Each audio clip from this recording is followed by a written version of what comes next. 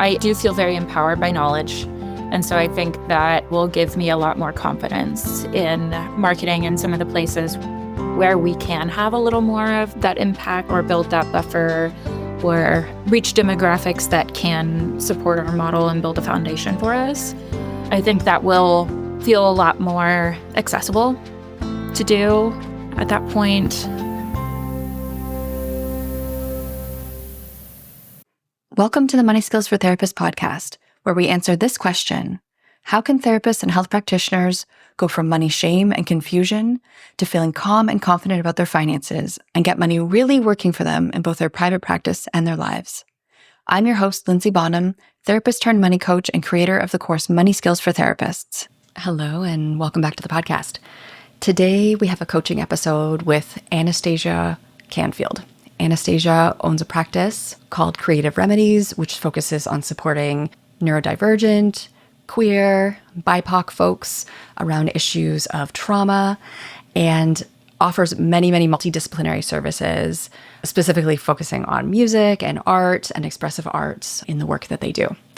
Anastasia comes today with a tension that so many of us live all the time, which is that struggle of serving these folks that they love to serve, who often do not have financial means to pay out of pocket for these kinds of services, with being able to provide, in this case, a good wage and benefits for her team. This is a group practice, so it's not just Anastasia who has to think about her financial needs, but also the needs of an entire team that she is paying and wants to make sure that she can keep up with cost of living increases and grow into offering more benefits. So serving marginalized folks largely, but also wanting to make sure that she's taking great care of her team. And there's an inherent tension there when it comes to money. So Anastasia and I dig in today to diversification, what she's already done in terms of different ways that money is coming into practice.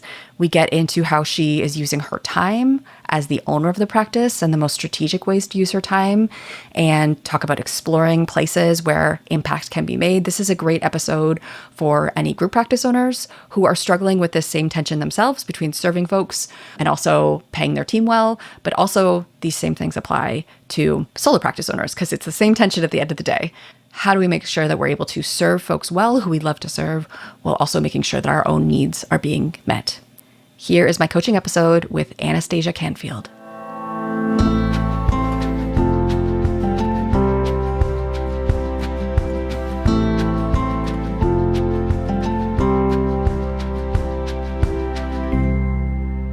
So Anastasia, welcome to the podcast today. Thank you. Thanks for having me. Yeah, I'm really happy to have you here. And knowing a little bit about your question already, I know it's one that folks in our space are troubled with a lot. So I'm excited to get into it today. Tell me about what you want to spend our time on together. Yeah, so there's a few moving parts. I am a group practice owner, and my practice is about 5.5 years old. I've been in the field longer than that, but we are a creative arts therapy practice. So we offer a number of different services, and unfortunately, some of them are not always reimbursable by commercial insurance, and there are certain limitations to Medicaid and things like that. So for the most part, some of our services are self-pay only. And like I mentioned, I'm a group practice owner, so I have staff, and my dilemma is how to be accessible as for all of our services, how to pay my staff fairly and well, and how to do that with relying, in a lot of cases, on self-pay. Yeah. So this balance of like helping your clients meet their needs where they're at financially, but also making sure your team is actually taken care of. Yeah, because there's a tension there in terms of money needs to come in to pay your team. Okay, so tell me what this is looking like so far. How have you set things up so far to try to meet this tension? Yeah, I've already diversified a lot of our income, and that's worked decently well so far.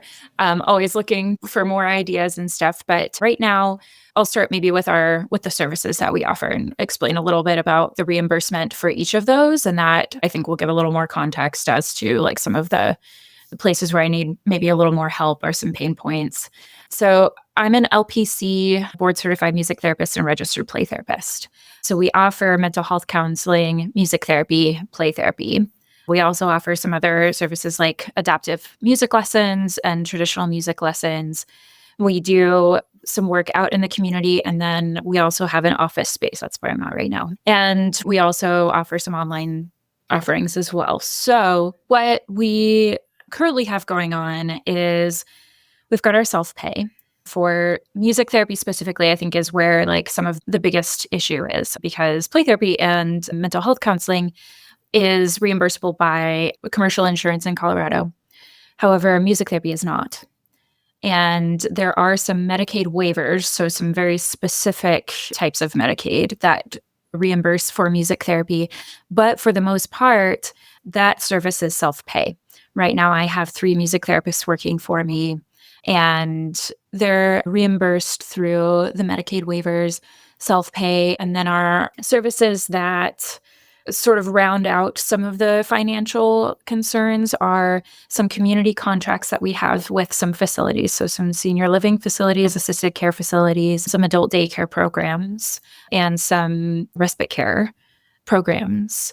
And occasionally we have some nonprofits that ask us to come in and do a group or things like that, and then our music lessons. However, for our individual music therapy services, we don't have a cap on our sliding scale. We do pay what you can. I also have some interns that offer some pro bono services, but as you can imagine, those things fill up pretty quickly. And then also by the end of their internship, we have to do something with them. So we have to figure out the financial piece there. So we have mitigated some financial constraints because of the community contracts. However, those are subject to their own budgets. And sometimes they lose funding too. Or in the case of one contract that we had, it was grant funded for a period of time, and then they no longer had the grant funding, and then our hours went down. So those things are helpful whenever we have them, but we're subject to all sorts of variables that could remove that funding at any point in time without any notice.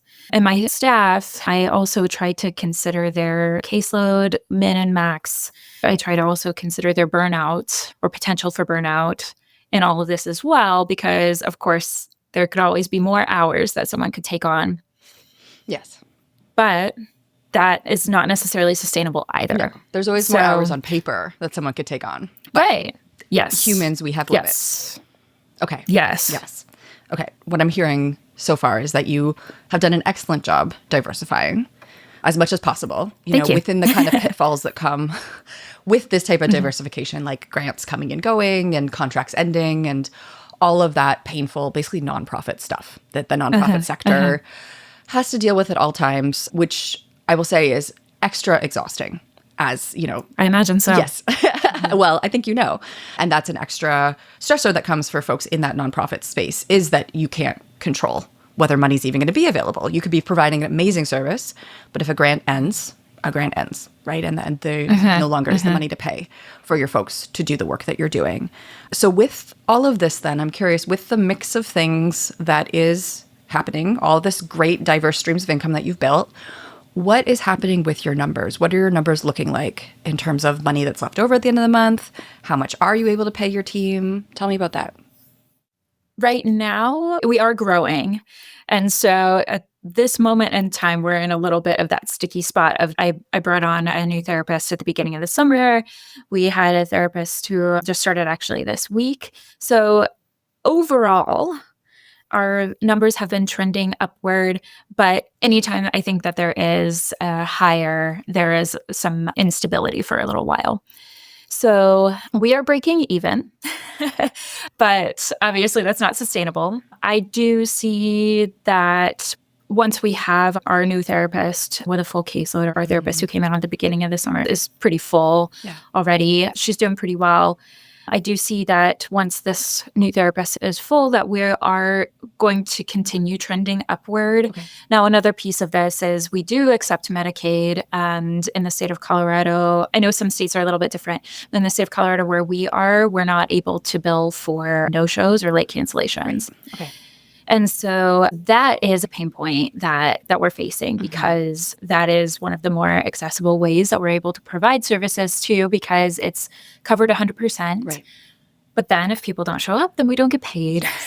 Yes. So that has led to, I think, a little bit more of our instability at this moment too, because we just started taking Medicaid this year, which has had its ups and downs for sure. Yes. So I would say we're breaking even as a general statement, but I do keep a pretty close look at our books, and summer is always a tricky time. It is. Too. So right now we have some therapists who they themselves have not necessarily broken even for their income versus expense. There is a little bit of buffer that has not necessarily put us into a deficit, if that makes sense. Yeah, absolutely. Yeah, and in a larger business, it is very normal that there's going to be times where you're digging into your buffer and then other times when you're building your buffer. And that's great that you had that there because it means that you're not going into debt during those quieter months in the summer, which are almost inevitable. I hear from very few therapists who don't experience some type of summer lull. So, just want to That's validating. Yeah, how great that is that you have built that buffer, because that does mean that you're able to weather those without it becoming a crisis. Because I would say to some extent, those ups and downs are inevitable, right? And so part of it is that we build the financial stability. So a down doesn't mean a crisis. It just means, okay, this makes sense because we lose a little bit of money every July. But we know that in September, things are going to look like this, right? And as you build your business history, and if you keep track of information, you're going to start to understand exactly what those trends mean year over year. But yeah, just want to give you a high five and recognize, love the use of the word buffer. Mwah, perfect. So with this then, I'm hearing like general upward trend, but kind of breaking even. What do you want to look different? What are you not happy about when it comes to your group practice finances? Yeah, I know this is the case pretty much everywhere, but the cost of living is going up so rapidly. Yeah. So that even if we're breaking even in, arguably in some ways we're actually losing money because of the difficulty to sustain the same trajectory that our cost of living is. Right. And so I worry that the rate that we grow is still not going to be enough to keep up. Yes. So your team's wages are not going to be able to grow with the cost of living increases. Yes. Yeah, absolutely. And it's true. Like if we're not getting a raise of, I don't know what the number is right now, but if it's 5% a year, which is a raise most of us don't get, then we are earning less year over year. Yeah. And we've definitely experienced a huge cost of living spike this year. So what I'm hearing then is your team needs to be paid more. Yeah. Right? Or you be able to grow their wages year over year so that they're not earning less. Okay, so that's a piece that is not working. Is there anything else that you'd want to change? Pragmatically, that I think is the main thing. I know there's a marketing piece here and stuff like that I probably need a little more of my own education and things on. But I guess also continuing to diversify our resources and our income, and also in the event that there are changes to Medicaid, that's also on my mind, since that is something that does, fortunately, reimburse 100% for music therapy. But if that were to change, since it is a very niche service, that is something that at any point in time, with any sort of federal or state budgetary changes could be slashed. Okay. And I realize that. And so that's something I would like to, I guess, get ahead of in the event that were to occur. And I hope that it doesn't. And then we just have other options out there. But yeah, I think the wages for my team and also continuing to build out their benefits packages, that's something also I would like to do. And the diversification, like getting creative in our diversification of our services. Okay. So with your team then, in terms of their earnings and expenses, like I'm hearing you're aware of when certain team members are not profitable for the business. So I'm guessing you have these numbers laid out for yourself. Do you know what a clinician's caseload needs to look like to get them to a wage that is the wage that you want to be paying folks? Do you have a sense of what needs to happen to get you where you need to be with each employee? Yeah. So what does that need to look like? What does a caseload need to look like? Yeah, I've built it out a little bit different depending on the roles of our staff. I have a lead music therapist who has a slightly different caseload expectation because she's also doing some other, like she's running our social media, doing some other outreach and advocacy things. She's our main community-based therapist as well. And so her caseload needs to sit at between 20 to 25 contact hours a week for there to be profit that I feel comfortable with. And this summer has been tricky because a lot of individuals have taken vacations and stuff like that. And so that has kind of come up underneath that expectation. And unfortunately, we lost some of our community contracts due to some budgetary changes and things. So there's that. I aim for 1 to 3 contract hours in the community a week because we charge a little bit more, obviously, for a group and then for travel time and things like that. So 1 to 3 of those groups a week within that 20 to 25 contact hours for her.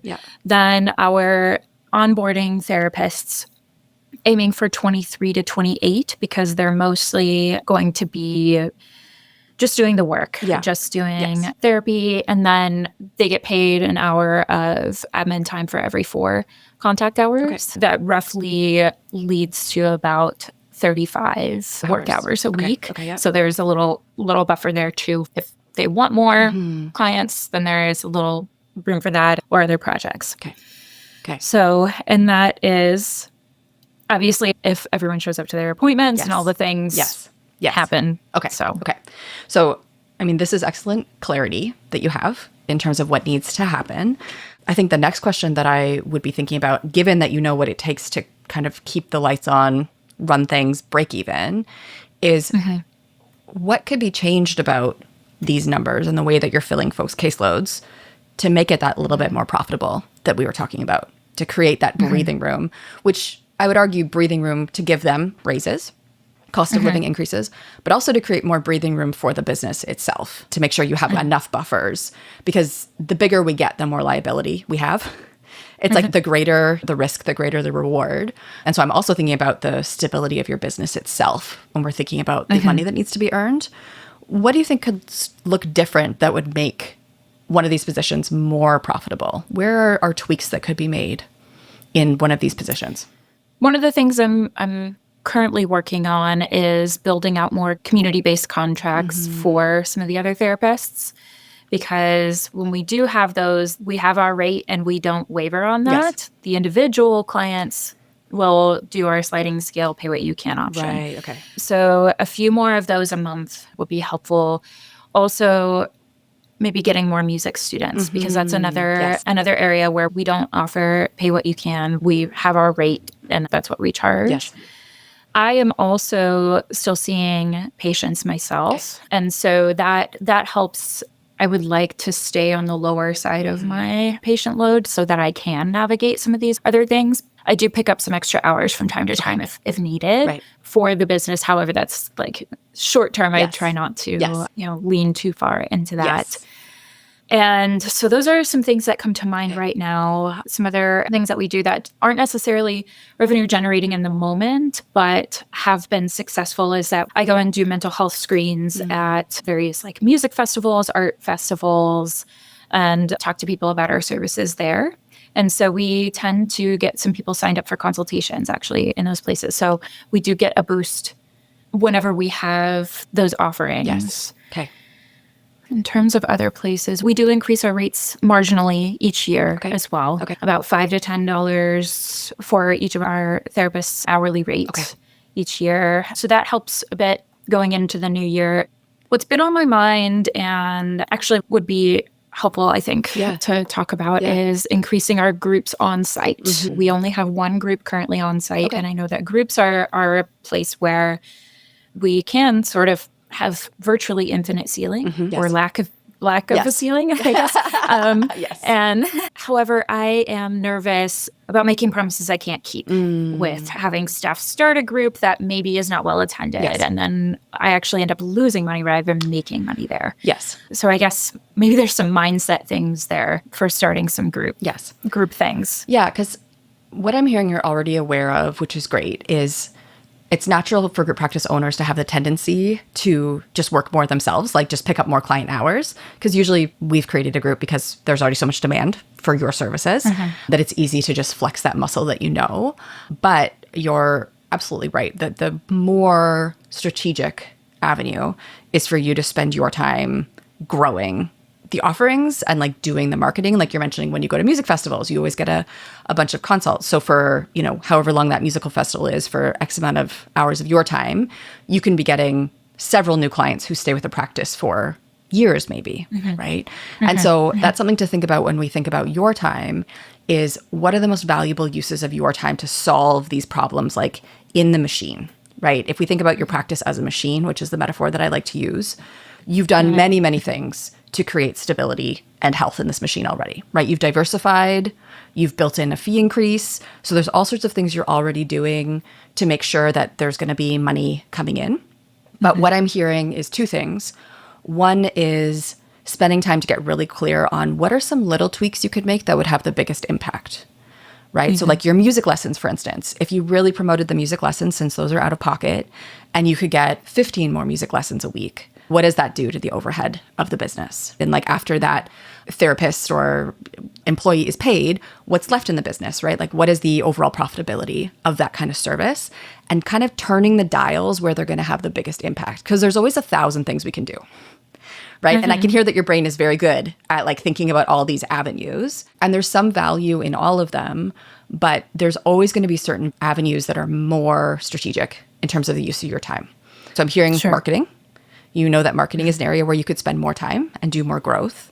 Because if you can get your marketing machine working, if you could get SEO working or Facebook ads, or start to build like a strong local brand presence beyond what you already have, go to more music festivals, that is going to have a much bigger impact for your group than you seeing more clients, right? That's that scaled impact. You know, we're talking about with like the groups too. It's like, it's not infinite, but certainly there's a scaled opportunity with groups that we don't have with one-to-one. So if you put your energy into really focusing on like, I'm going to get 3 groups off the ground over the next year, right? And phase them out, but really put your marketing energy into advertising in the schools, you know, do running Facebook ads, like really experimenting with how to fill these things. That is going to have a much bigger ripple effect in your business than anything you can do with one-on-one, either that your clinicians can do with one-on-one or that you individually can do one-on-one, right? But it takes more of your work to make it happen because it is getting into that like marketing piece. Yeah. What do you notice when I say this? There's some nerves that come up. Yeah. And some anxiety. Yeah. Yeah, that's an area that I think I'm better at than I think I am. Yes. I have a lot of marketing ideas, but it never feels natural. Yes, it's not your zone of comfort. Yes. Yeah. Yes, exactly. Yeah. And so it feels very, and I realize the world that we live in, this is necessary, but it feels very salesy. It feels very like dehumanizing. Okay. I guess another piece too is also wondering in the investment of, I'm okay with investing time, but investing money feels anxiety provoking as well into ads and marketing and things like that. Whereas I know that's a catch-22 because sometimes you have to spend money to make money. And I think my anxiety around my own insecurities, my own disbelief and self-doubt about my marketing strategies I project onto, well, if I put money into this, I'm just going to lose it. I think that's the association that I have. Okay. So I'm hearing 2, maybe 3 things there. The first one is salesy is a bad word. Right? Can you tell me more about being salesy? Like you use the word dehumanizing, which is a strong word, I will say. Tell me what comes up when you think about sales. Yeah, there's some associations, I think, to it not always being honest or forthcoming. Okay. And that there is an ulterior motive and that it's difficult to stay ethical. And I realize that, you know, scope of practice and code of ethics is kind of different across the board, but there's some general sort of facets that beneficence, non-maleficence, justice, things like that I struggle to reconcile sometimes in the marketing process. Yeah. I'm curious for you, what is your ulterior motive? I'm getting people services and getting my staff paid. Yes. Okay. I'm trying to live a life that I am not struggling. Okay. Well, thank you for laying out your evil plan for all of us to hear. Because this is, all you're describing. Of course, there are many examples of this, like duplicitous sales, pyramid schemes. I don't know. Of course, sales can have an ugly, terrible side. And of course, it can be a place where people abuse power. What I'm hearing is you have a practice that provides music therapy with a goal of trying to make it as accessible as possible for folks who cannot pay out of pocket. And in order to do that, you need people to also buy your services, which means that they're also getting great service that they can afford to pay for. Right? Is there anything nefarious in that mission? No. Okay. What do you think of when you think of that mission? Or would you put it differently? Like when you think about your mission, why you built this practice, what you're here to do, and what you and your team do all the time, how would you describe that? What is that for you? So our sort of catchphrase is that we are enhancing healing and learning through creativity. And I truly believe that the arts and creativity is where people thrive, and that's where they can be their most authentic selves. And that doesn't necessarily have to be through the arts. I think creativity transcends a lot of different domains. And that is the realm through which we all are on the same page in that regard, that creativity is where people can find their true selves, stand authentically, and live the life that they want to live through creativity. And at the same time, we want to be able to provide that within reason, of course, as best we can, to anyone who wants to access that or would be benefited by accessing that. Not just people who are within a certain demographic or a certain wage range, certain class or anything. I worked in inpatient psych and worked at a state hospital prior to starting my private practice. And so I saw the benefit that my creative services offered to our folks there, and many of them were homeless. The overwhelming majority were on Medicaid, Medicare. And so while that can't necessarily be replicated in a private practice, I wanted to try to close that gap as much as possible, because as soon as they discharged, they didn't have access to those services anymore because of these barriers.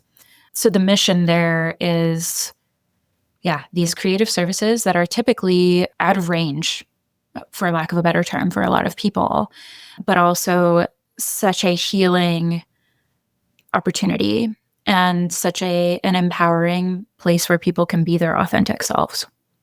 So what I'm hearing then is, if you find people who can come and pay, they're going to have these profound healing experiences. And also they're going to make it more possible for your practice to provide these services to folks who don't have the cash to pay for these services, right? So having those folks come and paying you, you're doing them a great service, but also you're able to do more service in your community. What do you notice thinking about that and thinking about the sales that will help to make that happen? It feels a lot of ways Sure. nerve-wracking, hopeful. There's definitely, I guess, fear of the unknown sort of stepping into and kind of trusting the process, a feeling of apprehension. Yes. Yeah. And I mean, you're at a point in the business. There's a phrase that's coming to mind for me, which is, what got you here won't get you there. Right? And so you've been able to build a practice with success without having to do or really show up in the marketing space a lot, right? And you've been able to serve folks at a pay what you can model, which is wonderful. And in order to get you to the point where also your team can get paid better, and where also you can start to provide benefits, there's new things that need to be brought on board, right? And there's the two pieces, that we've talked about here so far. There's the looking at where those differences are going to be made. What are the little things in your practice that could go a long way? Music lessons, probably being one of them, groups probably being another. But then there's also the piece of you stepping up and like doing this marketing and using your time and talents to bring tons of people towards the practice and fill up this great team that you've built. Yeah. So, I mean, thinking about your next steps, I will say that in my mind, there's this part of me that's like, I have a spreadsheet in Money Skills for Group Practice Owners that's like all about this, but it's very complex and it takes a long time. So I wasn't able to like get into you today because it looks at all the different variables. So there's equations here, right? There's numbers that you can like work at deeply understanding. And I know that's part of the picture, is taking time to understand your numbers and starting to look and play some scenarios of, okay, what if we did this? What if we did this? I'm going to say that that's part of your next steps, right? Is to get even more into your numbers, which it sounds like you're already doing a great job of, right? Thank you. What do you see as your steps after that? Once you identify what you need to do, like where the impact will happen. I do feel very empowered by knowledge. And so I think that will give me a lot more confidence in marketing and some of the places where we can have a little more of that impact or build that buffer or reach demographics that can support our model and build a foundation for us. I think that will feel a lot more accessible to do at that point. I think that will further round out my workflow as well. Because as we're talking about this, I'm realizing that sometimes oftentimes I would say, I'm sort of reactive in our financial stuff in general. And, whenever we lose a contract, like, oh, that's whenever I start ramping up the marketing or trying to reach out to other places at that point. And it's connecting some dots for me that I probably need to break out my schedule to be focusing on all of these things for generally a certain amount of time with some flexibility as needed, but also building in the time to invest in the things that will have a higher, return on investment and will further support us in the long run rather than just kind of trying to mitigate things as they come up. Yes. Yeah. And what I'm getting from you is you clearly have a strategic brain. You're already doing so much of this. So now it's this piece. It's almost like the difference between tracking what's happened in budgeting. Now it's about getting a little ahead of yourself, right? Like looking into the future, just that little bit more, planning a little bit more for things that probably are going to happen. Like at some point, this contract over here is probably going to end. So where else can we start to plant seeds now, right? To like have something else lined up, starting to look ahead with your numbers and do some of that proactive planning. Like we're going to run a group in the fall and we're going to run a group in the spring. And I'm going to start planting seeds around all that now. It seems to me like you really would have the capacity to do that. So now it's just getting that, as you say, into your workflow, making that part of your duties as like the CEO and the CFO of your group practice. Mm-hmm. Yes, absolutely. And that was not even something that dawned on me until like kind of sitting there and thinking about it. Yeah. So coming to the end of our conversation, Anastasia, what are you taking away today? Excitement. I was excited coming in too. I am on your mailing list and I've watched a lot of your webinars and stuff. And actually a lot of the things I'm already doing are because of the things you've put out in the world. Thank you. You're welcome. I feel very, very grateful. I'm very excited for this. I feel a little vulnerable, a little raw. In our society, it's hard to talk about money in a very forthcoming fashion. Yes. And so definitely feeling that, but also feeling empowered and feeling like there is opportunity rather than this is not a common thought process, but I do kind of wonder, like, is there going to be an end to this practice one day? Mm-hmm. Is it going to get to the point where, cost of living, things just cannot add up? And this has really quieted that voice. Yeah. And I think you've built an excellent foundation. You've got a great machine going. So now you get to tweak it and improve it and set it up to do these extra things now that you want to do. Thank you. Thank you so much for coming on the podcast today, Anastasia.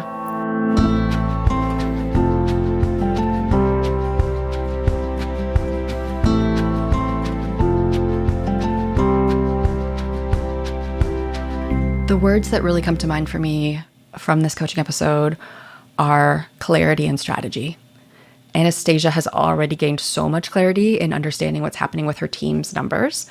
And now there's just more opportunity to get even more clarity on where impacts could be made and then making those strategic choices in the business, making moves to make an impact and using her time strategically to do that. It's so easy as group practice owners to do what you've always done best, which is be a clinician and to lean on that skill set of being a clinician whenever money is tight. I see group practice owners do this all the time and it makes so much sense.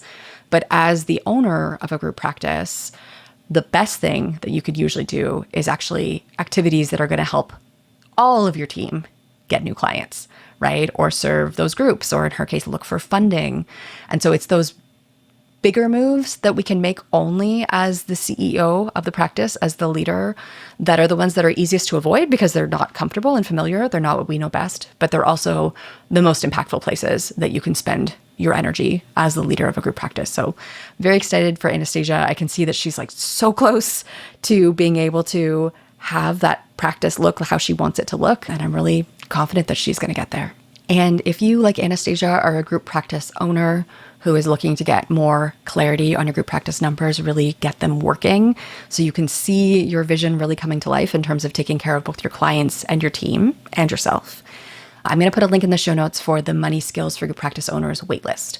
We run that course once or twice a year, and it is all about helping you become the empowered financial leader of your group practice, helping you understand your numbers deeply, knowing where you can make an impact, and giving you the support and the tools and the guidance to make the moves that are really going to make your business sustainable and allow you to thrive and really see that vision that you've always had come to life.